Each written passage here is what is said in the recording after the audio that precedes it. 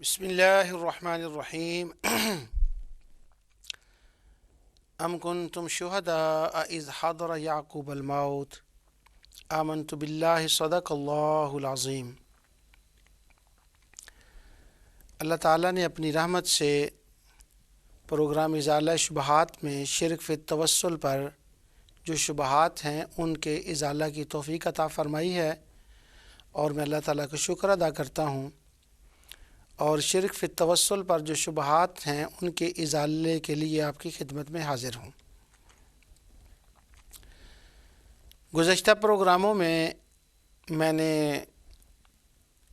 اللہ تعالیٰ کی رحمت سے قرآن و احادیث اور ائمہ کے اقوال سے یہ عرض کیا تھا کہ زوات کا وسیلہ اسی طرح جائز ہے جیسے اللہ تعالیٰ کی صفات، اس کے اسماء کا اور عمل صالح اور ایمان کا وسیلہ جائز ہے، اور زوات کا وسیلہ بھی در حقیقت عمل صالح، ایمان کا، محبت کا، اللہ تعالیٰ کی عطا کا، اس کی رحمت اور اس کے فضل کا ہی وسیلہ ہوتا ہے۔ ان دلائل کے بعد اب وہ وقت قریب آ رہا ہے کہ میں ان اعتراضات کا جائزہ لوں اور ان دلائل کا جائزہ لوں جو خوارج کی طرف سے پیش کیے جاتے ہیں اور جو زوات کے خلاف ہوتے ہیں، اور ان سے یہ استدلال کیا جاتا ہے کہ ان قرآن کریم کی آیات سے یہ ثابت ہوتا ہے کہ وسیلہ زوات کا جائز نہیں ہے۔ تو انشاءاللہ آئندہ پروگرام میں ایک اس دلیل کو لے کر اس پر اللہ تعالیٰ کی مدد سے تفصیلاً گفتگو کروں گا۔ تو آج میں نے چاہا کہ ان دلائل جو میں پیچھے دے چکا ہوں انہی کا تسلسل تھوڑا سا اور بڑھا دوں، اور مزید اسی بات پر کچھ چند دلائل جو ہیں کہ وسیلہ ایگزسٹ ہوتا ہے زوات کا، اور قرآن کریم میں اور احادیث میں ان کا ذکر آیا ہے، اور اللہ تعالیٰ نے پوری کائنات کا نظام ہی وسیلے کے اوپر چلایا ہے۔ تو وسیلے سے بھاگ کر کوئی بندہ، اس سے انکار ممکن نہیں ہے، اس سے فرار جو ہے وہ ممکن نہیں ہے۔ تو آج کے درس میں چند آیات اللہ تعالیٰ کی توفیق سے آپ کی خدمت میں تلاوت کرتا ہوں کہ جن سے وسیلے کا اللہ تعالیٰ نے جن سے وسیلے کا ثبوت ملتا ہے۔ سب سے پہلی آیت قرآن کریم کی یہ سورہ مائدہ کی آیت نمبر 35 ہے۔ اللہ تعالیٰ نے ارشاد فرمایا، یا ایھا الذین آمنوا اتقوا اللہ وابتغوا الیہ الوسیلہ وجاہدوا فی سبیلہ لعلکم تفلحون۔ اے ایمان والو، خدا سے ڈرتے رہو اور اس کا قرب حاصل کرنے کا وسیلہ تلاش کرتے رہو۔ وابتغوا الیہ الوسیلہ، وسیلہ تلاش کرتے رہو، وجاہدوا فی سبیلہ، اور اس کے رستے میں جہاد کرو، لعلکم تفلحون، تاکہ تم کامیاب ہو جاؤ۔ اس آیت میں ایک پہلے تو ذکر ہے ایمان کا، اور پھر یا ایھا الذین آمنوا اتقوا اللہ، پھر تقوی کا، اور پھر حکم وسیلہ، اور پھر وجاہدوا فی سبیلہ، پھر جہاد کا۔ تو اس سے یہ اشارہ ملتا ہے کہ اللہ تعالیٰ نے خود حکم دیا ہے کہ وسیلہ تلاش کرو، اور وہ زوات کا وسیلہ ہے، کیونکہ ایمان اور عمل صالح کا تو ذکر اس آیت میں آ چکا، اور جب جہاد، عمل صالح کا ذکر آ چکا، تقوی کا ذکر آ چکا، ایمان کا ذکر آ چکا، اگر اب یہ چیزیں خود وسیلہ ہیں اس میں شک نہیں، پر اس کے باوجود اللہ تعالیٰ فرما رہا ہے وابتغوا الیہ الوسیلہ، تم وسیلہ تلاش کرو، تو ظاہر ہے کہ اس وسیلے سے مراد انبیاء اور صالحین کی معیت اور ان کا قرب اور ان کی زوات مراد ہیں۔ تو اللہ تعالیٰ نے وسیلہ تلاش کرنے کا خود حکم دیا ہے۔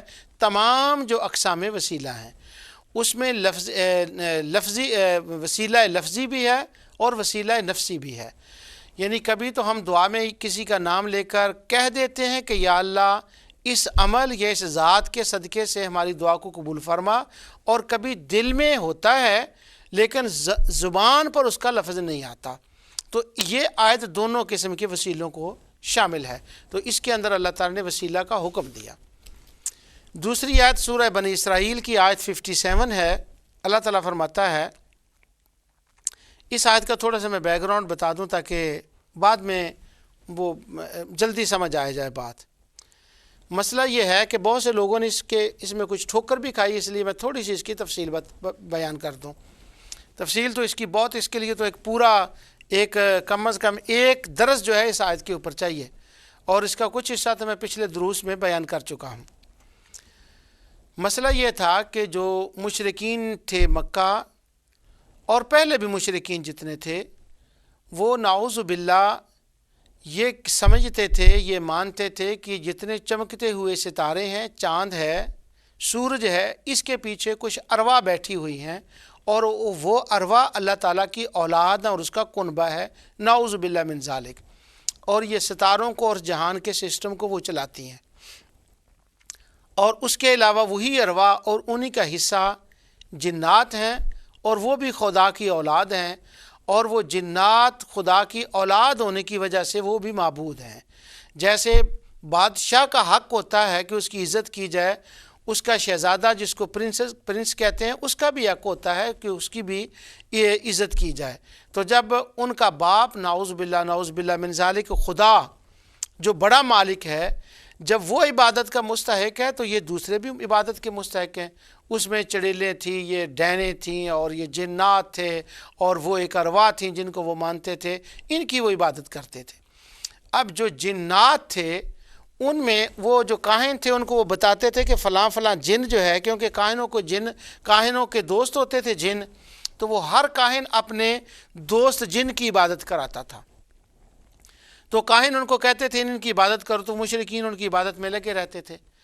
اب وہ جو کاہنوں کے جن دوست تھے ان میں سے کچھ جو جنات تھے وہ ایمان لے آئے، جس کا تذکرہ سورہ جن کی بالکل ابتدائی آیات میں ہے کہ اللہ تعالیٰ فرماتا ہے قُلْ أُوحِیَ إِلَيَّ أَنَّهُ اسْتَمَعَ نَفَرٌ مِّنَ الْجِنِّ فَقَالُوا إِنَّا سَمِعْنَا قُرْآنًا عَجَبًا يَهْدِي إِلَى الرُّشْدِ، اور اسی طرح سورہ احقاف میں ہے کہ وَإِذْ صَرَفْنَا إِلَيْكَ نَفَرًا مِّنَ الْجِنِّ يَسْتَمِعُونَ الْقُرْآنَ، کہ وہ قرآن انہوں نے سنا جنات نے تو وہ ایمان لیا۔ اب وہ جو کاہنوں کے خاص جن تھے نا، جن کی وہ عبادت کرتے تھے، اب وہ تو ہو گئے مسلمان۔ سواد بن قارب کا جن جو ان کا دوست تھا وہ بھی مسلمان ہوا، اور حضرت سواد بن قارب کو اسی نے کہا تھا کہ آپ بھی مان لیں۔ اب وہ جو خاص جن ہیں جب وہ مسلمان ہو گئے تو یہ جو مشرک تھے ان کو تو پتہ نہیں تھا کہ وہ مسلمان ہو گئے یا نہیں۔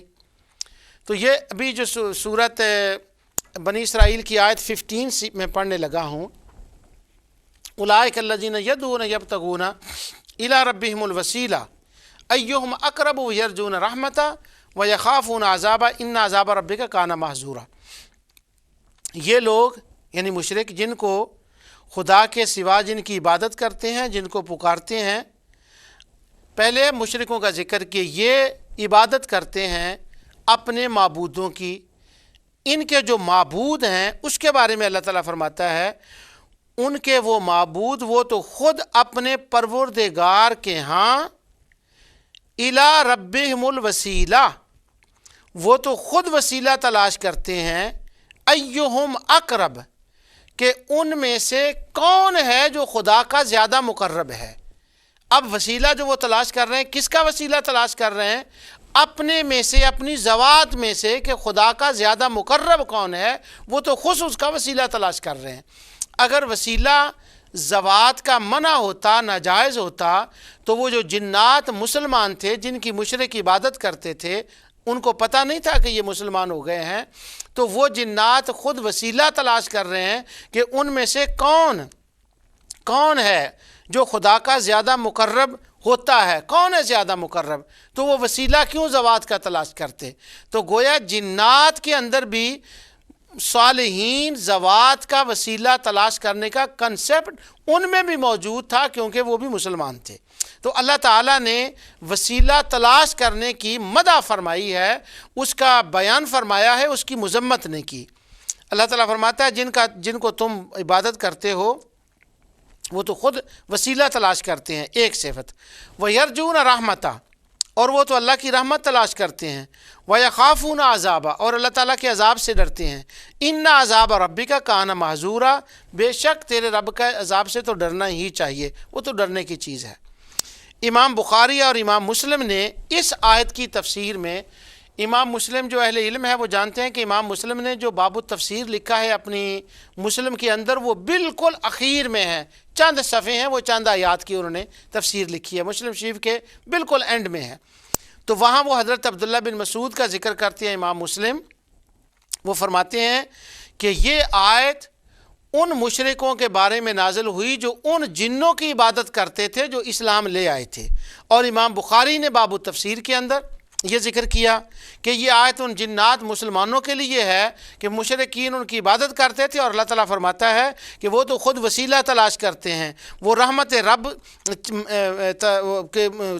کے امیدوار ہیں، اور وہ اللہ تعالیٰ کے عذاب سے ڈرتے ہیں۔ یہ مسلمان جنات کے بارے میں ہے، لیکن میرے موضوع سے اس کا اتنا تعلق ہے کہ اس کے اندر لفظ وسیلہ آیا ہے کہ اللہ تعالیٰ فرماتا ہے یبتغون الی ربہم الوسیلہ، وہ وسیلہ تلاش کرتے ہیں کہ کون ہے جو اللہ کا زیادہ مقرب ہے، تاکہ ہم بھی اس وسیلے کے ذریعے سے اللہ کے زیادہ مقرب بن جائیں۔ تو یہاں ذات کے وسیلے کا جواز ملتا ہے۔ بعض لوگوں نے اس آیت کی تفسیر میں عجیب طرح کی کہانی کر دی، وہ کہتے ہیں کہ وہ جو مشرک مکہ تھے وہ بزرگوں کا وسیلہ پیش کیا کرتے تھے جو بزرگوں دنیا سے چلے گئے تھے، نعوذ باللہ من ذالک۔ صاحب تفہیم القرآن نے بھی یہی لکھا، اور بھی کئی لوگوں نے ایسا ہی، اور ان کو یہ نہ بخاری کا پتہ نہ مسلم کا انہوں نے دھیان دیا، اور نہ آیت کے اندر کا دھیان دیا۔ مثلا آیت کے اندر کا اگر دھیان دیتے تو اللہ تعالیٰ فرماتا ہے وَيَرْجُونَ رَحْمَتَهُ، وہ اللہ کی رحمت تلاش کرتے ہیں۔ بھلا جو قبروں میں چلے گئے انہوں نے وہاں جا کر کیا رحمت تلاش کرنی ہے، کیا عمل انہوں نے کرنا ہے؟ وَيَخَافُونَ عَذَابَهُ، وہاں جا کر انہوں نے عذاب سے کیا ڈرنا ہے؟ کیونکہ جو رحمت ان کو ملنی تھی وہ تو اس جہاں میں مل چکی ہے، اب تو وہاں جا کر اس کے ریسیو کرنے کا وقت ہے کہ ان کو انعامات ملنے ہیں، اور اگر کوئی نہیں، اور وہاں سے عذاب کے ڈرنے کا نہیں۔ جن کو عذاب ملنا ہے ان کو عذاب مل گیا، جن کو جنت کی ہوائیں ملنی ہیں ان کو وہ مل گئے، یعنی وہاں گین ارن کرنے کا کوئی موقع نہیں ہے۔ اور یہاں تو اللہ تعالیٰ فرما رہا ہے کہ وہ گین اور ارن کرنے ہیں۔ تو اس لیے حافظ ابن کثیر نے اس کی تفسیر میں لکھا حق یہی ہے کہ یہ آیت مسلمان جنات کے بارے میں ہے، بزرگ اور صالحین کے بارے میں نہیں ہے، لیکن اس سے وہ وسیلے کا ثبوت ملتا ہے۔ تیسری آیت میں قرآن کریم کی آپ کے سامنے پڑھ رہا ہوں، یہ سورہ انفال کی 33 آیت ہے، اور اس میں بھی ذات کے وسیلے کا بیان ہے۔ اللہ تعالیٰ نے ارشاد فرمایا وَمَا كَانَ اللَّهُ لِيُعَذِّبَهُمْ وَأَنْتَ فِيهِمْ وَمَا كَانَ اللَّهُ مُعَذِّبَهُمْ وَهُمْ يَسْتَغْفِرُونَ۔ یہ مضمون سورۃ انفال کی 31 آیت سے چلتا ہے کہ وہ جو لوگ تھے وہ نبی کریم صلی اللہ علیہ وسلم مشرکین ان کے خلاف تھے، اور ایک دن انہوں نے کہا کہ اگر یہ قرآن حق ہی ہے، واقعی حق ہے، تو تنزن انہوں نے کہا کہ یا اللہ تو پھر ہم پر نہ پتھروں کی بارش نازل کر دے۔ تو آگے سے اللہ تعالیٰ نے جواب دیا کہ وہ تو کہہ رہے ہیں کہ ہم پر پتھروں کی بارش نازل کر۔ اللہ تعالیٰ فرماتا ہے وَمَا كَانَ اللَّهُ لِيُعَذِّبَهُمْ وَأَنْتَ فِيهِمْ، کہ اے میرے حبیب علیہ السلام خدا ایسا نہیں ہے کہ وہ ان لوگوں کو عذاب دے دے وَأَنْتَ فِيهِمْ، اور تم ان میں موجود ہو، یعنی جب تک تم ان میں موجود ہو اس وقت تک وہ پتھروں والا عذاب ان پر نہیں برسے گا، عذاب نہیں آئے گا۔ تو ان کا عذاب سے بچنا یہ ذات مصطفیٰ کا وسیلہ تھا جس سے ان کو بھی اس دنیا میں ظاہراً فائدہ ہو رہا تھا۔ وَمَا كَانَ اللَّهُ مُعَذِّبَهُمْ وَهُمْ يَسْتَغْفِرُونَ، اور بھلا ان پر کیسا عذاب ہو سکتا ہے یعنی جب کہ ان کے پاس ابھی بخشش مانگنے کا موقع موجود ہے، اور رسول اللہ صلی اللہ علیہ وسلم اور صحابہ اللہ تعالیٰ سے مغفرت معافی مانگ رہے ہیں، دعائیں کر رہے ہیں، اس کی عبادت کر رہے ہیں، ان کا وجود اور ان کے پاس بخشش مانگنے کا وقت ابھی موجود ہے، تو آپ ان میں موجود ہیں تو ان پر عذاب کیسے آ سکتا ہے؟ تو ذات مصطفیٰ صلی اللہ علیہ وسلم کا وسیلہ یہاں ثابت ہو رہا ہے کہ ان کی وجہ سے اللہ تعالیٰ نے عذاب کو روکا ہوا ہے۔ جیسے میں نے پچھلے کسی درس میں یہ بیان کیا تھا کہ اللہ تعالیٰ نے حضور علیہ السلام کو منافقوں کی قبر کے اوپر کھڑا ہونے سے منع فرما دیا، کیونکہ یہاں جیسے جب تک وجود مصطفیٰ ظاہراً موجود ہے ان کے اوپر ظاہراً عذاب آنے والا نہیں ہے، اور جب تک مصطفیٰ کسی قبر منافق پہ کھڑے ہیں، اسی آیت کی روشنی میں یہ ثابت ہوتا ہے کہ اس وقت تک اس پر عذاب نہیں ہوتا۔ اس لیے اللہ تعالیٰ نے فرمایا وَلَا تَقُمْ عَلَىٰ قَبْرِهِ، ہے میرے حبیب اس کی قبر سے پیچھے ہٹ جائے، اس کی قبر پہ کھڑا نہ ہو، کیونکہ جیسے مکہ میں رہنے والے مشرکوں پر عذاب آپ کی ذات ماننے ہے، اسی طرح قبروں میں منافقوں پر اس وقت تک عذاب نہیں ہوگا جب تک آپ کی ذات وہاں موجود ہے۔ تو اللہ تعالیٰ نے فرمایا کہ وہاں کھڑے نہ ہو ان کی قبر کے اوپر، اور یہاں آپ کی موجود کی وجہ سے اللہ تعالیٰ نے عذاب کو مؤخر فرما دیا۔ اگلی جو آیت ہے وہ سورہ توبہ کی ہے، اللہ تعالیٰ 119 آیت ہے، اللہ تعالیٰ ارشاد فرماتا ہے یا ایھا الذین آمنوا اتقوا اللہ وکونوا مع الصادقین، اے ایمان والو خدا سے ڈرتے رہو اور سچوں کی معیت اختیار کر لو، راست بازوں کے ساتھ رہو۔ یہاں اللہ تعالیٰ نے دو دولتوں کا ذکر فرمایا جو بندے کے پاس ہوتی ہیں، ایک ایمان اور ایک تقوی۔ اب جب یہ دونوں دولتیں ہیں تو چور وہاں آتا ہے جہاں دولت ہوتی ہے، تو اب مومن کے پاس تو بڑی دولت ہے، بہت بڑی دولت ہے الحمدللہ، ایمان کی بھی اور تقوی کی بھی۔ اب چور جو ہیں، جنات جو ہیں، شیاطین جو ہیں، شیطان جو ہے، وہ کب چاہے گا کہ کسی ایمان والے کے پاس یہ دولت محفوظ رہے؟ تو وہ ڈاکہ ڈالنے کے لیے آئے گا۔ اب ڈاکہ جب ڈالے گا تو ممکن ہے کہ وہ لے جائے، تو اللہ تعالیٰ نے مومنوں کو فرمایا کہ یہ دونوں دولتیں تمہارے پاس ہے ایمان والو، اللہ سے تم ڈر رہے ہو، تم صاحب ایمان ہو، وَكُونُوا مَعَ الصَّادِقِينَ، اب معیت سنگت جو ہے وہ صادقین کی اختیار کر لو۔ تو اب جب ان کی سنگت اختیار کرو گے تو پھر کیا ہوگا؟ اب ظاہر بات یہ ہے کہ ساتھ سے یہ نکل رہا ہے کہ صالحین کی سنگت، ان کی ذوات تمہارے ایمان اور تمہارے تقوی کی حفاظت بن جائے گی، ان کے وسیلے سے تمہارا ایمان بھی بچ جائے گا اور تمہارا تقوی بھی بچ جائے گا، کیونکہ تم ان کی معیت میں ہو، ان کا وسیلہ تمہیں یہ بچا لے گا۔ تو اس آیت سے بھی وسیلے کا اشارہ نکل رہا ہے۔ کیوں نہیں، کیسے یہ معیت میں کیوں نہیں؟ کیوں؟ سورہ ہجر کی آیت نمبر 40 میں اللہ تعالیٰ نے وہ پورا ایک تسلسل آ رہا ہے، شیطان کا وہ واقعہ اللہ تعالیٰ نے بیان فرمایا کہ جب وہ نکلا اس پہ لعنت پڑی تو اس نے وہیں کھڑے کھڑے کہہ دیا تھا کہ لَأُغْوِيَنَّهُمْ أَجْمَعِينَ، میں ہر ایک سے ایمان کی دولت چھین لوں گا، میں ہر ایک سے تقوی کی دولت چھین لوں گا، میں ان کے آگے سے آؤں گا،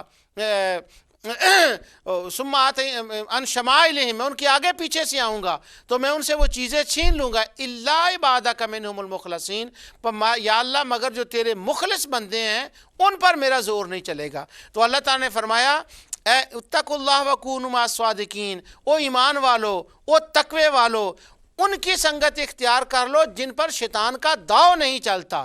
تو اب جو شیطان کا داؤ نہیں چلے گا تو کیا ہوگا؟ ان کا ایمان بچ جائے گا، ان کا تقوی بچ جائے گا۔ اور وہ مع الصادقین کون ہیں؟ کون ہے صادقین؟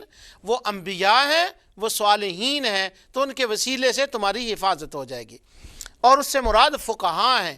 بہت سے لوگوں کو فقہاء سے بڑی چڑ ہے کہ وہ کہتے ہیں کہ یہ فقہ کا نام نہ ہمارے پاس لو، اور جب مع الصادقین ہے، بات اہل نکات نے یہاں یہ نکتہ لکھا ہے کہ ایسے انبیاء صالحین کی ذوات بھی مراد ہیں، اور یہ جو آیت ہے یہ ہے 119، اور اس کے بعد جو آیت ہے وہ 122، اس کے اندر فقہاء کا ذکر ہے کہ اللہ تعالیٰ فرماتا ہے لِيَتَفَقَّهُوا فِي الدِّينِ وَمَا كَانَ الْمُؤْمِنُونَ لِيَنْفِرُوا كَافَّةً فَلَوْلَا نَفَرَ مِنْ كُلِّ فِرْقَةٍ مِّنْهُمْ طَائِفَةٌ لِيَتَفَقَّهُوا فِي الدِّينِ، کہ تم میں سے کیوں نہیں کچھ لوگ نکلتے اور جا کر فقہ کا علم حاصل کریں اور لوگوں کو آ کر ان کو اللہ تعالیٰ کا ڈر سنائیں اور جنت کی بشارتیں سنائیں اور ان کو وہ تعلیم دیں۔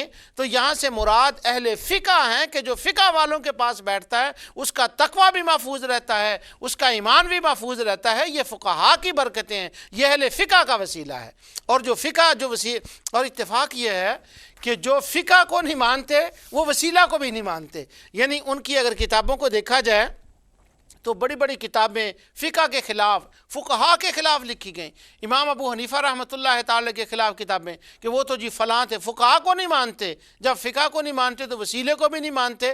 تو ایمان اور تقوی جو ہے وہ تو ملتا، اس کی حفاظت ہی فقہا کے ذریعے سے ہوتی ہے، ان کے وسیلے سے ہوتی ہے۔ جب ان کے پاس نہیں تو پھر اللہ خیر کرے، پھر ایمان کہاں ہوگا اور تقوی کہاں ہوگا؟ میں کفر کا فتویٰ نہیں دے رہا کہ وہ سارے کافر ہو گئے، نعوذ باللہ من ذالک، میں وسیلے کی برکات بتا رہا ہوں کہ زوات کا وسیلہ ایگزسٹ ہوتا ہے اور اس کی بڑی برکات ہے۔ اللہ دعائیں قبول فرماتا ہے، اللہ ایمان کی حفاظت فرماتا ہے، اللہ عمل صالح کی توفیق بھی دیتا ہے ان کی سنگت کی وجہ سے، اور اللہ تعالیٰ ایمان اور توقع کی ان کے وسیلے سے حفاظت بھی فرماتا ہے۔ کیوں؟ یہ اللہ تعالیٰ کا قاعدہ ہے کہ وہ جو اس کو پسند ہے وہ کرتا ہے، اور ہر کام وہ وسیلے سے کرتا ہے، وسیلے کے بغیر وہ کچھ نہیں کرتا، حالانکہ وہ وسیلے کا اور اسباب کا محتاج نہیں ہے۔ جب وہ محتاج ہو کر وسیلے کے بغیر کچھ نہیں کرتا تو ہم محتاج ہو کر وسیلے کو کیسے چھوڑ سکتے ہیں؟ میں اس کو ایک اگلی آیت سے پہلے باتیں، دل نہیں چاہتا کہ کوئی بات چھوٹ جائے، وہ آگے بھی بہت اہم بات ہے جو میں آپ کے سامنے بیان کرنے والا ہوں، قرآن کریم کی وہ بات ہے، اس لیے عام ہے، یہ نہیں کہ میں بیان کر رہا ہوں میری کیا وقت اور کیا حیثیت ہے، کہ اللہ تعالیٰ نے ہمارے کرامن کاتبین یہاں رکھے ہوئے ہیں، اور اللہ تعالیٰ کے ہاں وہ جا کر ہمارا ریکارڈ پیش کرتے ہیں۔ تو کیا اللہ تعالیٰ کو خود پتہ نہیں ہے؟ اس کو علم نہیں ہے؟ وہ تو جانتا ہے۔ اور وسیلے کے منکر وَنَحْنُ أَقْرَبُ إِلَيْهِ مِنْ حَبْلِ الْوَرِيدِ کے آیت کی تو رٹ لگاتے ہیں، وہ آیت حق ہے اور اس کا معنی کیا ہے، یہ انشاءاللہ میں اس پروگرام کے بعد جب میں اعتراضات کا جواب دوں گا تو پھر اس آیت پر بحث آئے گی کہ وَنَحْنُ أَقْرَبُ إِلَيْهِ مِنْ حَبْلِ الْوَرِيدِ کا کیا مطلب ہے۔ تو وہ تو ظاہر ہے کہ اللہ تعالیٰ کا علم تو ہے، وہ تو جانتا ہے، تو ملائکہ کو کیوں بٹھایا ہے؟ تو ملائکہ یہ ریکارڈ لے کر جاتے ہیں، اللہ کے حضور حاضر ہوتے ہیں، تو گویا ہمارے اور اللہ کے درمیان وسیلہ ہے ملائکہ۔ پھر بندہ قبر میں چلا گیا، قبر پہ اور منکر نکیر آ گئے، انہوں نے وہاں سوال پوچھے، تو کیا اللہ تعالیٰ کی ذات کو پتہ نہیں ہے کہ یہ بندہ کیسا ہے؟ اس کو پتہ نہیں ہے کہ اس نے عمل کیا کیے ہیں؟ اللہ کو پتہ نہیں ہے کہ یہ بندہ ان سوالوں کے کیا جواب دے گا؟ اس کو پتہ ہے، پر پھر بھی وسیلے کو ارسال فرما دیا، وسیلے کو بھیج دیا۔ ابھی بھی لکھنے کے وقت بھی وسیلہ، اور پھر ان ملائکہ کو نہیں، وہاں ملائکہ بدل دیے، کوئی اور ملائکہ آ گئے۔ کیا ان پر اعتبار نہیں ہے کہ یہ ملائکہ یہ نہیں امتحان لے کے سکتے بندے کا؟ نہیں لے سکتے ہیں۔ کیوں؟ یہ بھی اس کی مرضی ہے، ہم تو اس کی مرضی کے بندے ہیں، ہم کون ہوتے ہیں کہ پوچھنے والے کہ تو نے یہ کیوں کیا؟ بس قبر میں وسیلے کے ذریعے سے وہ سوالوں کے جواب لیتا ہے، یہاں وسیلے کے ذریعے سے کرامن کاتبین سے حساب کتاب لیتا ہے، انبیاء کے وسیلے سے وہ ہدایت عطا فرماتا ہے، استادوں کے وسیلے سے وہ لوگوں کو پڑھواتا ہے، اس کے پانی کے وسیلے سے وہ پیاس کو ختم کرتا ہے، کھانے کے وسیلے سے وہ بھوک کو ختم کرتا ہے۔ یہ اس کو پسند آئی ہے بات، یہ اس کا طریقہ ہے، بس ہم اس کی رضا پہ راضی ہیں۔ یا اللہ تو نے وسیلے والے رستہ خود اختیار فرمایا، حالانکہ تو محتاج نہیں ہے، بس جو تیرا طریقہ ہے یہ سنت اللہ ہے، اور سنت اللہ سب سے بہترین طریقہ ہے۔ تو معنی یہ نکلا کہ وسیلے کا طریقہ سب سے بہترین طریقہ ہے۔ اب آگے ذات کے حوالے سے پھر میں کر رہا ہوں، یہ سورہ فتح کی آیت نمبر 25 ہے۔ حضور علیہ السلام آقا دو جہاں صلی اللہ علیہ وسلم عمرے کے لیے تشریف لے گئے اور آپ کے ساتھ صحابہ تھے، تو وہ ان لوگوں نے آپ کو حرم میں داخل نہ ہونے دیا، حدیبیہ کے مقام پر ٹھہر گئے، اور ظاہر ہے کہ یہ بھی ہوگا صحابہ کے دل میں کہ ہم ان کے ساتھ قتال کریں اور آگے چلے جائیں، تو اللہ تعالیٰ رسول اللہ صلی اللہ علیہ وسلم نے لڑنے جھگڑنے سے اور قتال سے، جہاد سے منع فرما دیا، اور اللہ تعالیٰ نے فرمایا نہیں، تم واپس چلے جاؤ، ان کے ساتھ جو معاہدہ ہوا تھا، اور پھر آئندہ سال اس کے ساتھ مطابق جو ہے وہ حج ہوگا، عمرہ ہوگا، اور پھر اس کے بعد فتح مکہ بھی ہوگی۔ اب اس پورے جو بیک گراؤنڈ ہے اس کو اس آیت کے اندر بیان کیا گیا۔ اللہ تعالیٰ فرماتا ہے ہم الذین کفروا وصدوکم عن المسجد الحرام والہدی معکوفا ان یبلغ محلہ، یہ وہ لوگ ہیں جنہوں نے کفر کیا اور تم کو مسجد حرام سے روکا اور قربانیوں کو اپنی جگہ پہنچنے سے روک رہے ہیں۔ اللہ تعالیٰ نے یہ واقعہ بیان فرمایا کہ یہ برے لوگ ہیں کہ یہ آپ کو عمرہ بھی نہیں کرنے دے رہے، اور جو آپ قربانیاں ساتھ لائے ہیں ان کو وہ حرم تک پہنچنے بھی نہیں دے رہے۔ آگے اللہ تعالیٰ فرماتا ہے، وہ جو مسلمان تھے نا کہتے تھے کہ ہم لڑ لیں، اللہ تعالیٰ فرماتا ہے وَلَوْلَا رِجَالٌ مُؤْمِنُونَ وَنِسَاءٌ مُؤْمِنَاتٌ لَمْ تَعْلَمُوهُمْ أَن تَطَئُوهُمْ فَتُصِيبُكُم مِّنْهُمْ مَعَرَّةٌ بِغَيْرِ علم، تم چاہتے تھے، یعنی صحابہ میں سے کچھ، کہ تمہیں جنگ کی اجازت مل جائے، لیکن ہم نے تمہیں جنگ کی اجازت اس لیے نہیں دی کہ کچھ مومنات اور مومنین مسلمان مکہ کے اندر رہتے ہیں اور تمہیں ان کی خبر نہیں، اور اگر تم اس وقت جہاد کر لو اور لڑائی جھگڑا شروع کر لو تو تمہیں علم نہیں، اور عدم علم کی وجہ سے تم ان کو بھی قتل کر ڈالو، ان کو نقصان پہنچ جائے، لہٰذا تمہیں اس لیے اب اس کی اجازت نہیں دی گئی۔ اب منع جو تھا کیا ہوا؟ اگر مسلمان جہاد کرتے تو کیا صرف ان مسلمانوں نے شہید ہونا تھا؟ نہیں، ہو سکتا ہے وہ بھی ہو جاتے۔ اصل لڑائی کن کے ساتھ ہونی تھی؟ مشرکین کے ساتھ۔ یہ جہاد کی جو سزا تھی کس کو ملنی تھی؟ تباہی کس کی ہونی تھی؟ جانیں کس کی جانی تھی؟ یہ عذاب کس کے اوپر آنا تھا؟ اصلاً تو ان مشرکین کے اوپر آنا تھا، پر اللہ تعالیٰ نے فرمایا نہیں، ان مومنین اور مومنات کی وجہ سے، ان کے وسیلے کی وجہ سے، ان کے واسطے اور ذریعے کی وجہ سے وقتی طور پر ان کافروں کو بھی بچا لیا گیا۔ اب وہ کافر اس وقت بچ گئے عذاب الہی سے جو جہاد کی صورت میں ہونے والا تھا، جو سزا ملنے والی تھی وہ سزا سے بچ گئے۔ کن کی وجہ سے بچے؟ اس آیت کے اندر اللہ تعالیٰ نے فرمایا رجال مؤمنون و نساء مومنات، وہ جو مرد مومن تھے، وہ جو عورتیں مومن تھی، ان کی وجہ سے وہ مشرک بھی بچ گئے۔ اب بتائیں کہ کافروں کو وسیلہ ان کا بچا گیا یا نہ آیا؟ وہ اگر کافروں کے کام کسی وقت اس دنیا میں اگر مومنین اور مومنات کا جو ہے ان کی وجہ سے اللہ اس وقت کافروں کو اس عذاب سے بچا لیتا ہے، تو ان مومنین اور مومنات کی معیت، سنگت اور ان کی صحبت کے وسیلے کی وجہ سے مومنین پر کیا کیا کرم ہوں گے اس کا کون اندازہ کر سکتا ہے؟ تو یہاں سے بھی زوات کا وسیلہ ثابت ہو گیا۔ ایک بات میں تحدیث نعمت کے طور پر کہہ رہا ہوں کہ اللہ تعالیٰ کا بہت کرم ہے مجھ پر، اس کی بہت عنایات ہیں۔ اس آیت کے اندر یہ بیان آیا ہے کہ وہ جو مشرکین ہیں وہ قربانیوں کو ان کی جگہ پر نہیں جانے دیتے۔ حالانکہ حضور علیہ الصلوۃ والسلام تو عمرے کے لیے تشریف لے گئے تھے، تو عمرے میں تو قربانی نہیں ہوتی۔ دنیا میں جتنے مذاہب فقہاء ہیں وہ سب مانتے ہیں، جانتے ہیں کہ عمرے میں تو قربانی نہیں ہوتی۔ تو حضور علیہ السلام وہ 70 قربانیاں ساتھ لے کر کیوں گئے تھے جبکہ عمرے میں قربانی نہیں ہوتی؟ اس کے اوپر بڑے کوئی 2 سال ہوئے ہوں گے میرے خیال میں نے محدث کبیر، مفسر قرآن، شیخ الحدیث حضرت علامہ غلام رسول سعیدی دامت برکاتہم العالیہ کو ایک دن خیریت دریافت کرنے کے لیے ٹیلی فون کیا۔ تو میں نے پوچھا حضرت کیا ہو رہا ہے؟ تو وہ فرمانے لگے کہ میں اسی آیت کی تفسیر لکھ رہا ہوں، یہ جو میں نے ابھی آپ کے سامنے تلاوت کی ہے۔ تو میں نے کہا کہ میرے ذہن میں ایک بات آتی ہے جو عام تفاسیر والے اس کا ذکر نہیں کرتے، کافی میں نے تفسیریں دیکھی ہیں۔ تو یہ ایک اشکال ہو رہا ہے کہ عمرے میں تو قربانی نہیں ہوتی، تو وہ 70 اونٹ کیوں لے کر گئے تھے نبی کریم صلی اللہ علیہ وسلم؟ تو اگر قرآن سے تو ثابت ہو گیا کہ عمرے میں قربانی ہونی چاہیے۔ تو انہوں نے کہا اچھا میں دیکھتا ہوں۔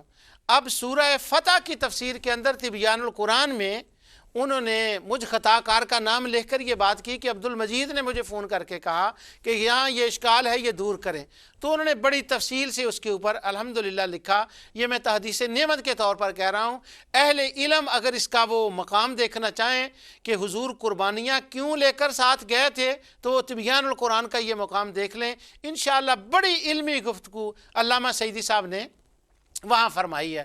لیکن ایک بات میں آپ کو عرض کر دیتا ہوں کہ اگر بندہ کو جا رہا ہو اور احرام بندھا ہو تو وہ کوئی عارضہ ایسا پیش آ جائے کہ اس کو کوئی اندر نہ جانے دے حرم کے اندر، تو وہاں وہ ایک جانور ذبح کر کے تو وہ اپنا احرام جو ہے وہیں کھول سکتا ہے اور واپس آ سکتا ہے۔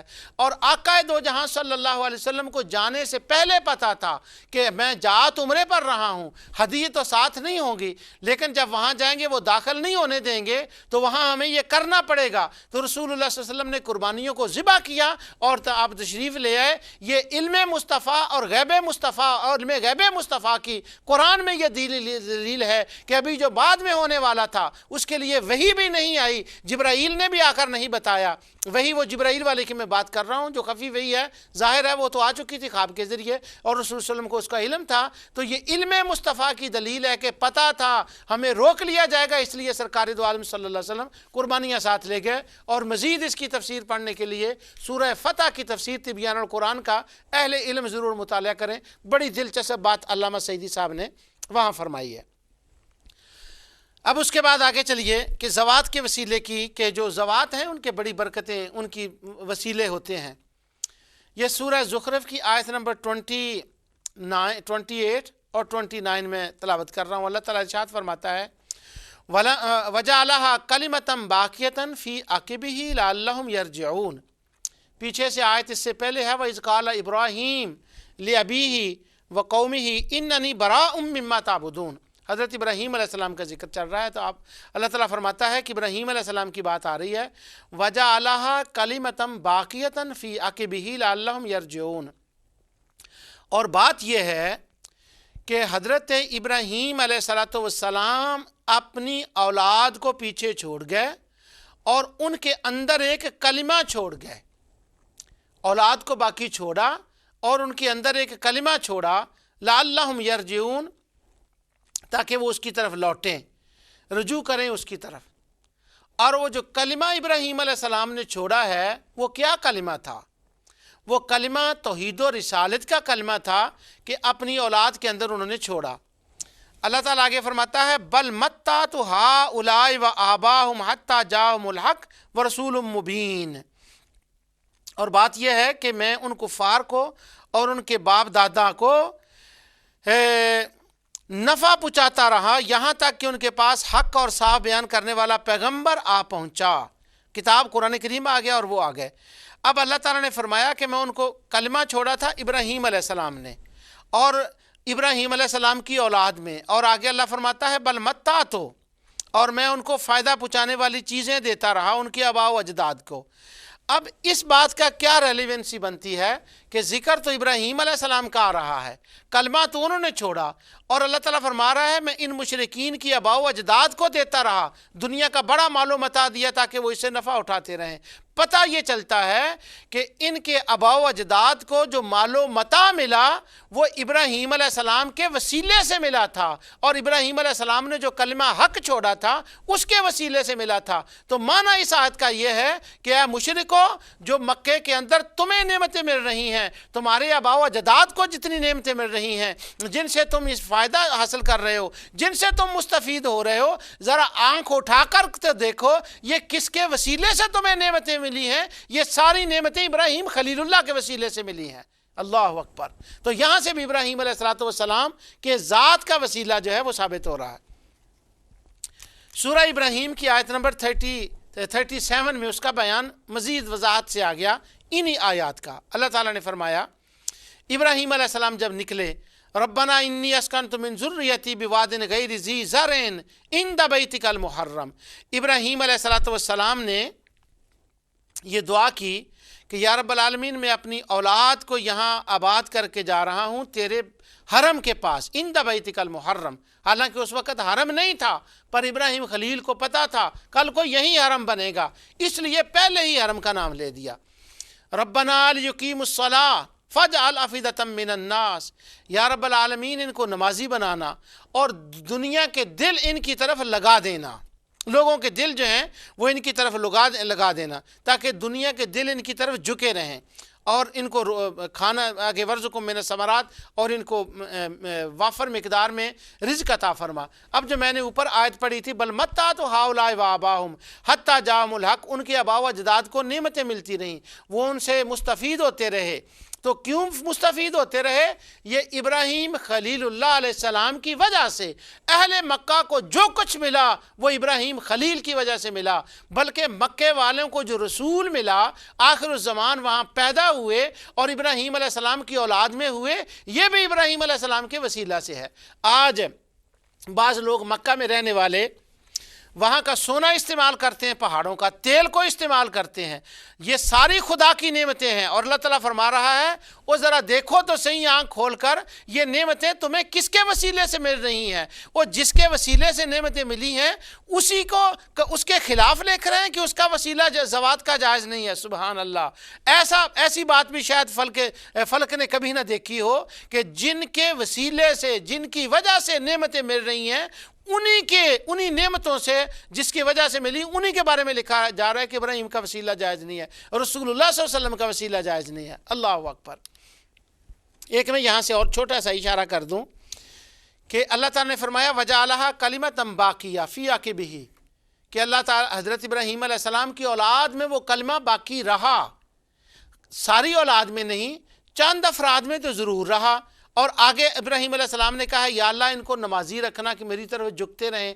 اس کا مطلب ہوا کہ ابراہیم علیہ السلام نے جو دعا کی تھی نا، یا اللہ ان کو پھل فروٹ ملتے رہیں، جیسے ان کی وہ دعا قبول ہوئی ہے، لوگوں کو دل ان کی طرف آئیں، وہ دعا قبول ہوئی ہے، اسی طرح آپ کی اولاد میں کچھ لوگ اللہ کے بندے رہیں اور اللہ کی عبادت کرتے رہیں اور اللہ اور اس کے رسول کو ماننے والے رہیں۔ یہ ابراہیم علیہ السلام کی اولاد میں ہمیشہ رہے ہیں، اور انہی میں مصطفیٰ علیہ السلام کے آبا و اجداد اور خصوصاً آپ کے والدین کریمین بھی ہیں، اور ان کے ایمان کی طرف بھی اس آیت سے اشارہ ملتا ہے، اور اس کا سبب، اس کا ذریعہ اور اس کا وسیلہ جو ہے وہ حضرت سیدنا ابراہیم علیہ السلام ہے۔ آگے سورہ مریم کی آیت 23 اور 25 میں آپ کے سامنے تلاوت کر رہا ہوں۔ یہ سورت میں اس آیت کی تفسیر جو ہے اس سے وسیلے کا ثبوت ملتا ہے، لیکن ڈائریکٹلی آیت سے نہیں، لیکن یہ میں نے آیت کو کسی اور ایک وجہ سے بھی لکھا، وہ بھی میں آپ کے سامنے بیان کروں گا۔ حضرت مریم کا ذکر اللہ تعالیٰ نے فرمایا کہ فَأَجَاهَا الْمَخَاضُ إِلَىٰ جِذْعِ النَّخْلَةِ، پھر وہ جو درد ذیل تھا ان کو کھجور کے تنے کی طرف لے آیا، یعنی جب ان کو درد ہوئی تو وہ مسجد سے نکل کر اس کھجور کے تنے کی طرف آ گئیں، آ کر کہتی ہیں قالت یا لیتنی مت قبل ھذا وکنت نسیا منسیا، کاش میں اس سے پہلے مر چکی ہوتی، میں بولی بصری ہو گئی ہوتی۔ یہ کیا ہوا میرے ساتھ کہ نکاح کے بغیر چونکہ ان کے ہاں بچہ ہو رہا تھا، جو اللہ تعالیٰ نے اپنی قدرت کاملہ سے جس کو پیش کیا۔ آگے اللہ تعالیٰ فرماتا ہے فناداہا من تحتہا اللہ تحزنی، ان کو ندا کی گئی اس وقت ان کے نیچے کی جانب سے فرشتے نے ان کو آواز دی۔ یہ جو ترجمہ میں یوز کرتا ہوں ہمیشہ شاہ فہد صاحب کا، انہوں نے کیا جو انہوں نے ان کی وہ کمپلیکس سے شائع ہوا، اور اسی طرح کے دوسرے ترجمے وہ کہہ رہے ہیں کہ اس وقت ان کے نیچے کی جانب سے فرشتے نے ان کو آواز دی۔ اچھا، یہاں جو قرآن کے الفاظ ہیں ان میں ہے فناداہا من تحتہا، پس حضرت ان کو ناداہا، اس کو حضرت مریم کو ان کے نیچے سے ندا کی گئی۔ یہاں نام نہیں ہے فرشتے کا۔ اب یہ فرشتے کا ان کو کیوں ضرورت پیش آئی کہ یہاں فرشتے کا وہ نام لکھیں جبکہ فرشتے کا نام نہیں ہے؟ اچھا، اس کو میں آگے بیان کرتا ہوں، اس کی ایک وجہ ہے۔ آواز کیا آئی؟ اللہ تحزنی قد جعل ربک تحتک سریا، آواز دی کہ غمناک نہ ہو، تمہارے پروردگار نے تمہارے نیچے سے ایک چشمہ جاری کر دیا ہے۔ وَهُزِّي إِلَيْكِ بِجِذْعِ النَّخْلَةِ، اور کھجور کے تنے کو پکڑ اپنی طرف ہلا، تم پر تازہ کھجوریں جڑ پڑیں گی۔ تو حضرت مریم نے ایسا ہی کیا تو وہ کھجوریں نیچے جڑ پڑیں۔ اب میں نے جو آیا کریمہ، اس میں وسیلے کا پہلے میں ٹاپک کلیئر کر لوں۔ ایک عورت ایسی ہو کہ جو درد ذیل میں مبتلا ہو اور ابھی اس کے ہاں بچہ پیدا ہوا ہے، اور کھجور کا درخت، چھوٹا بھی نہیں، وہ لمبا تڑنگا درخت، اتنا بڑا کھجور کا درخت، اور آپ یہ تو جانتے ہیں کہ کھجور کے اوپر وہ شاخیں ہوتی ہیں جہاں سے کھجوریں گرتی ہیں۔ تو ایک اتنی بیمار اور اس حالت میں عورت، ان پر دو حالتیں ہیں۔ ایک تو اس بات کا غم ہے کہ میں اس حالت میں جب جاؤں گی بچہ لے کر تو لوگ مجھے کیا کہیں گے، اس کا جواب تو بعد میں بتایا گیا۔ ایک تو یہ ان کو فکر، ایک بچے کی پیدائش ہوئی ہے، کمزوری اس حالت میں، اور ان کو کہا کیا جا رہا ہے وَهُزِّي إِلَيْكِ بِجِذْعِ النَّخْلَةِ، یہ جو کھجور کا درخت ہے نا اس کو ہلا۔ اب پہلے اس صورت میں وہ ہلا سکتی تھی؟ سبحان اللہ، تیری اوپر میٹھی جو ہیں وہ کھجوریں گریں گی، تو وہ ہلا تو نہیں سکتی تھی۔ تو اہل علم کہتے ہیں کہ ہلانے کا یہ مقصد تھا کہ اے مریم تو بس کھجور کو ہاتھ لگا دے، بس ادھر اس ولیہ کا ہاتھ لگے گا اور اس کے ہاتھ کے وسیلے سے، اور وہ کھجور، وہ مفسرین کہتے ہیں کہ وہ جو کھجور تھی وہ بھی سوکھی ہوئی تھی، کہ ادھر تیرا ہاتھ لگے گا، ادھر اس کے اوپر تازہ کھجوریں بھی لگ جائیں گی، لگ کے نیچے گر بھی جائیں گی۔ یہ ولیہ کے ہاتھ کی کرامت اور حضرت مریم کا وسیلہ ہے کہ ان کا وہ خود اپنی ذات کے لیے آپ وسیلہ ہیں، ان کا ہاتھ وسیلہ ہے، ان کی برکت ہے کہ جب وہ لگیں گی تو تازہ کھجوریں نیچے گر جائیں گی۔ تو حضرت مریم علیہ السلام جو تھا ان کا یہ وسیلہ تھا، اس سے بھی ان کے ایک ولیہ کے وسیلے کی ان کی برکت جو ہے وہ اس سے نکل رہی ہے۔ بس میرا موضوع کا اس سے اسی قدر جو تھا وہ تعلق تھا۔ اب دوسرے باتیں میں جو دونوں آپ کو بتانے لگا ہوں وہ یہ ہیں کہ ہم جب انبیاء علیہ السلام کے قصص یا اولیاء کے قصے بیان کرتے ہیں جلسوں کے اندر، جمعوں کی سپیچز میں، تو کہنے والے ہمیں یہ کہتے ہیں یہ کیا ہے نبیوں کے قصے، اور یہ تم سٹوریاں بیان کر رہے ہو، واقعات، حقائق بیان کر رہے ہو، کیا ہے یہ؟ اگر آپ سورہ طٰہٰ کو پڑھیں، ساری سورت کو، اس کے اندر حضرت موسیٰ علیہ السلام کا بیسیکلی ذکر ہے، ان کے صحابہ جو ایمان لائے تھے وہ جادوگر، ان کا ذکر ہے، اور دیگر چیزوں کا ذکر، حضرت موسیٰ علیہ السلام کی والدہ کا ذکر ہے۔ اس کے بعد سورہ آخر میں حضرت آدم علیہ السلام کا ذکر ہے اور صالحین کا کچھ ذکر ہے۔ پھر اس کے بعد سورۃ انبیاء ہے، سورۃ طٰہٰ کے بعد سورۃ انبیاء میں پھر انبیاء اس کا نام ہی اس لیے کہ اس میں بہت سارے انبیاء کا ذکر ہے۔ اب نبیوں کے، ولیوں کے ذکر جو سورہ انبیاء میں آیا ہے اور سورہ طٰہٰ میں آیا ہے، ان دونوں کو جوڑ کر اللہ تعالیٰ فرما رہا ہے وَهَذَا ذِكْرٌ مُبَارَكٌ، یہ ذکر مبارک ہے۔ کیا ہے ذکر مبارک؟ یہ نبیوں کی باتیں، یہ ولیوں کے قصے، یہ ذکر مبارک ہیں۔ أَفَأَنْتُمْ لَهُ مُنْكِرُونَ، وہ تم ان کا انکار کرتے ہو، وہ کس منہ سے کہتے ہو نبیوں ولیوں کے قصے بیان نہ کرو؟ یہ تو میرا ذکر مبارک ہے۔ تو انبیاء اور اولیاء کے قصے بیان کرنا یہ ذکر مبارک ہے۔ تو اللہ تعالیٰ اس لیے ہم بیان کرتے ہیں کہ وہ ذکر مبارک ہے، اس سے خیر ملتی ہے، اس سے ثواب ملتا ہے، اس سے اجر ملتا ہے، اور سب سے بڑی بات یہ ہے کہ ان کا ذکر، ان کی ذوات اور ان کا ذکر جو ہے یہ اللہ کے ہاں ہماری قبولیت کا وسیلہ بنتا ہے۔ تو وہ وسیلہ بھی اس میں سے آ گیا۔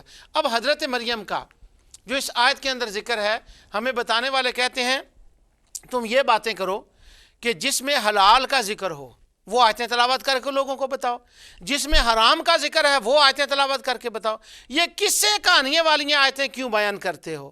تو اب سوال یہ ہے کہ یہ جو حضرت مریم کا ذکر ابھی میں نے آپ کے سامنے پڑھا کہ ان کو درد ذیل درخت کے پاس لے آئی اور وہ کہنے لگی ہائے میں مر چکی ہوتی، میں بولی بسری ہوتی، اس سے کوئی وضو کا مسئلہ سمجھ آ رہا ہے؟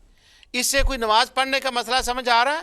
ہمسایوں کے ساتھ نہ جی، مسئلے وہ بیان کریں جس سے ہمسایوں کو فائدہ ہو۔ اس سے کیا ہمسایوں کو فائدہ ہوگا؟ بتائیں مجھے، کیا وضو کا مسئلہ، کیا حلال حرام کا مسئلہ اس سے فائدہ کیا نکل رہا ہے؟ اس سے نکالیں اس سے مسئلہ آگے کہ وہ حُزِّ إِلَيْكِ بِجِذْعِ النَّخْلِ، تو اس کو ہلا اور نیچے کھجوریں آ جائیں گی۔ وہ تو حضرت مریم کے لیے تھا، ہمارے لیے اس میں کیا ہے؟ پر نہیں، ہمارے لیے اس میں یہ ہے، اور اللہ تعالیٰ انبیاء کے، اولیاء کے تذکرے بیان کرتا ہے کہ لوگوں تمہیں یہ نہیں ہے کہ حلال اور حرام کا مسئلہ کس سے نکلتا ہے، تمہیں میری مرضی پہ چلنا ہے۔ اگر میں کھجور کے تنوں کی باتوں کا ذکر کر دوں، مریم کے درد ذہ کا ذکر کر دوں، اگر تم اسی طرح بیان کرتے جاؤ تو بس جب تم ان کا ذکر کرو گے میں تم سے راضی ہو جاؤں گا۔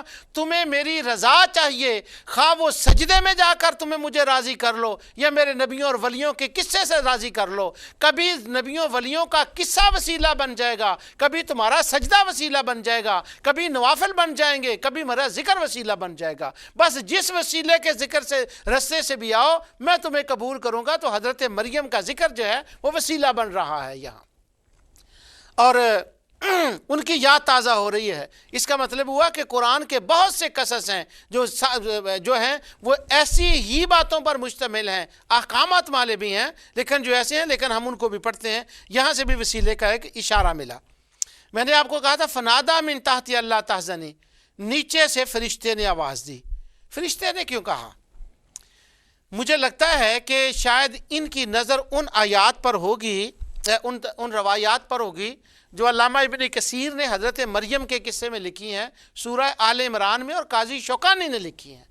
وہ روایات یہ ہیں کہ حضرت عیسیٰ علیہ السلام جب اپنی ماں کے پیٹ میں تھے تو وہ اللہ کا ذکر کرتے تھے، وہ سبحان اللہ کہتے تھے، وہ الحمدللہ کہتے تھے، اور اس ذکر کا جو آواز ہے یہ حضرت مریم خود سنا کرتی تھی، اور حضرت مریم جو تھی وہ حاملہ تھی، ادھر حضرت یحییٰ علیہ السلام کی والدہ بھی حاملہ تھی اور وہ ان کی بہن بھی تھیں۔ تو جب یہ قاضی شوکانی نے اور امام قرطبی اور حافظ ابن کثیر نے لکھا کہ جب حضرت مریم حضرت یحییٰ حضرت یحییٰ علیہ السلام کی والدہ کو ملنے کے لیے جاتی تو حضرت یحییٰ کی والدہ کہتی کہ میرے اندر کا بیٹا جب تو میرے سامنے آتی ہے تو میرا بچہ تیرے بچے کو تعظیم کا سجدہ کرتا ہے، کیونکہ اس زمانے میں سجدہ جائز تھا، تو مجھے محسوس ہوتا ہے کہ وہ سجدہ کرتا ہے۔ اور علامہ قاضی شوکانی لکھتے ہیں کہ حضرت عیسیٰ علیہ السلام جب اپنی ماں کے پیٹ میں تھے ان کو تورات بھی آتی تھی، ان کو پوری زبور بھی آتی تھی، اور ان کو یہ کتابیں حفظ تھیں اور وہ تلاوت کیا کرتے تھے اور ان کی والدہ سنا کرتی تھی۔ اب یہاں جو انہیں فرشتے کا لفظ لکھا ہے وہ کہتے ہیں فناداہا من تحتہا، نیچے سے فرشتے نے آواز دی۔ تو کیا فرشتہ ہی آواز دے سکتا ہے جو حضرت مریم کے پیٹ میں پورے کتابوں کی تلاوت کرنے والا ذکر کرنے والا ہے وہ آواز نہیں دے سکتا؟ یوں ترجمہ کیوں نہیں ہو سکتا کہ فناداہا من تحتہا، نیچے سے خود عیسیٰ علیہ السلام نے آواز دی لا تحزنی قد جعل ربک تحتک سریا، ماں گھبرانا، فکر نہ کر، اللہ تعالی نے تیرے نیچے سے پانی کا جو ہے وہ چشمہ جاری کر دیا ہے اور کھجوریں آنے والی ہیں، کھجوریں کھا اور عیش کر۔ تو یہ آواز فرشتے کی بجائے اس کا رخ حضرت عیسیٰ علیہ السلام کی طرف بھی تو ہو سکتا ہے، اور اگر عیسیٰ علیہ السلام کی طرف کریں تو یہ ابن کثیر، شوکانی اور علامہ قرطبی کی تفسیروں کے مطابق ہے۔ سبحان اللہ۔ اب ٹائم جو ہے وہ بڑی تیزی سے نکل رہا ہے، اس کا نہیں ہے۔